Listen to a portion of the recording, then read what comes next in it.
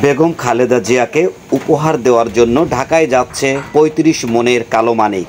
নান্দনিক সাজে সজ্জিত হয়ে বেগম খালেদা জিয়াকে ৩৫ মনের কালো মানিক উপহার দিতে ঢাকার উদ্দেশ্যে যাত্রা করেছে পটুয়াখালীর মির্জাগঞ্জ উপজেলার উত্তর ঝাটিবুনিয়া গ্রামের বিএনপি প্রেমী সোহাগ মৃধার দল।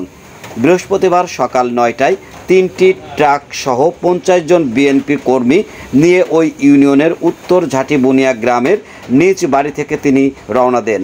এদিকে বেগম খালেদা জিয়াকে সার উপহার দেওয়ার কথা শুনে তার বাড়িতে ভিড় করেন শত শত উৎসুক জনতা।